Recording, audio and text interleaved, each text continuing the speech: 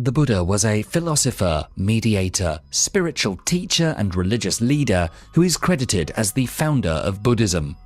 He was born as Siddhartha Gautama in India in 566 BC into an aristocratic family, and when he was 29 years old, he left the comforts of his home to seek the meaning of the suffering he saw around him.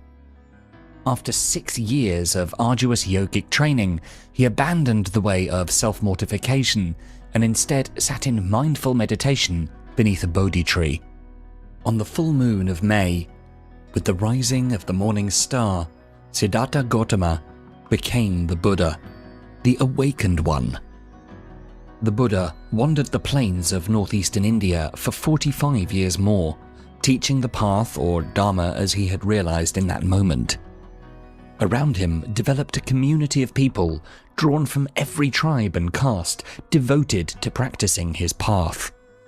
Nowadays, he's worshipped by most Buddhist schools as the enlightened one, who has escaped the cycle of birth and rebirth, transcending karma. His main teachings focus on his insight into dukkha, meaning suffering, and into nirvana, which means the end of suffering. He had a huge influence not only in Asia, but all around the world. And so, here are the 10 life lessons we can learn from the Buddha. Number 1. Practice the middle way. The Buddha says, "The root of suffering is desire." Siddhartha Gautama spent the rest of his life reflecting on the 4 noble truths. 1. There is suffering. 2. The cause of suffering is our desires. 3. The solution to our suffering, then, is to release ourselves from our desires. And 4. The noble eightfold path that leads us to our release from suffering. He realized that life was far from perfect, and people often try to distract themselves from realities by seeking material attachments like wealth, fame, and honor. He had the chance to experience this firsthand, being born into a very wealthy family. Before his enlightenment, he walked out of his palace for the first time and saw the 3 harsh realities: poverty, sickness, and death. Embracing asceticism, he later tried to escape the internal sufferings by depriving himself of any material comfort and need. With this, he grew very ill and realized that his asceticism did not spare him from his desires and suffering. Hence, he tells us that we must strive for the middle way, the life between luxury and extreme poverty, a balance between overindulging and depriving ourselves of the things we desire. To practice the middle way, one must free oneself of one's desires. We must celebrate the idea of just enough and embrace a more balanced, sustainable lifestyle that embraces the pleasures of existence rather than those of consumption. Nurse Bronnie Ware, an Australian nurse who focused on caring for terminally ill people, says that one of the common regrets of a dying person is, "I wish I hadn't worked so hard." We tend to lose too much of our time chasing things that are easily disposable, getting the latest gadgets, wanting to get a new position, wanting to make 5 digits in our bank account. But after getting all of these things, we still find ourselves wanting more, or sadly, that we do not seem happy with it. When we equate our happiness with getting what we desire, we will never be happy and will suffer every day. Number 2. Adopt the right view.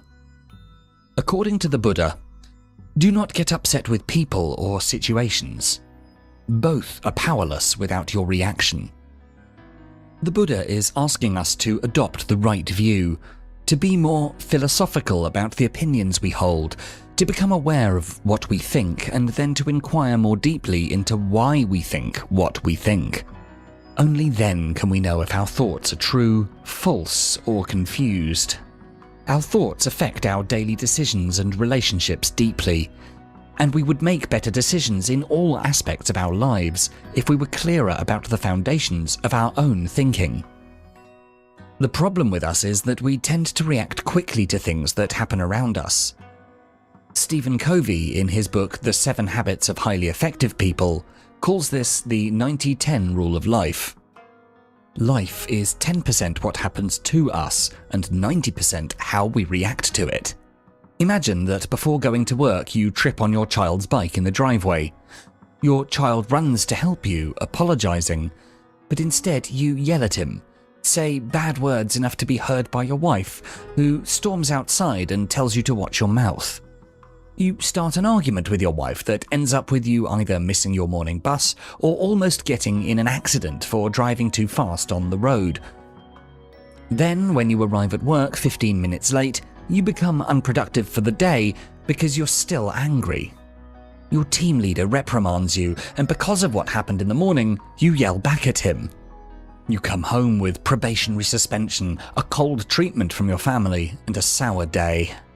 Imagine alternately that when you tripped, you stood up, breathed slowly, then forgave your child and said, "Be careful next time.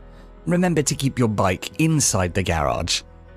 You won't be starting an unnecessary argument that cannot solve what actually happened. You won't miss the bus or hurry through traffic, and you will take control of your day. We can be happy if we become proactive, not reactive to what's happening to us. We need to have a right view of things, that we can always choose not to be affected by what's happening around us, but to use what we have around us towards our own growth. Number 3. Create good karma. In the words of the Buddha, "It is mental volition, O monks, that I call karma. Having willed, one acts through body, speech, or mind." In Buddhism, karma means only actions of one's own volition, not all actions. As volitions can be relatively good or bad, so the resulting karma will also be good or bad. Good karma will lead to good outcomes, and bad karma to bad outcomes in life. Volition is a more complex concept in Eastern philosophies than in Western ones, which defines will as a faculty independent of emotions and reason. In Eastern philosophies, volition is the most significant factor in determining the karma. It is what determines the ethical quality of the action. It is a mental impulse, an urge pushing us in the direction of a particular experience. Volition is something at the crossroads between emotion and reason.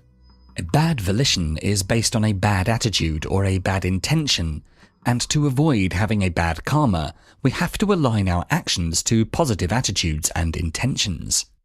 In other words, we have to work firstly on our attitudes and intentions to be clean in our thoughts and feelings. Our intentions will lead to our actions, and they can have great consequences in our life. We need to work on ourselves in the present in order to build a better future for ourselves. As what we did in the past has echoes in the present, what we do now will have echoes in the future. If we don't study well for an exam, we may fail. If we sleep through our deadlines and delay doing our tasks, we may be late. If we eat too much, we may suffer from sickness in the future. If we indulge in smoking and alcohol, we may struggle to give them up in the years to come. But remember, if we choose to give more effort today, then we are sure to go beyond our past mistakes. If we, for example, choose to study better starting now, we can still achieve our dream job or graduate in the course we love, even if that would take longer than we planned. If we choose to make a schedule, plan how we'll balance our priorities and our workload, then we can still finish and be better in our job. If we choose to start exercising, we can still live more healthily than we are now. Nothing is written in stone. Our past does not define us. And what we do today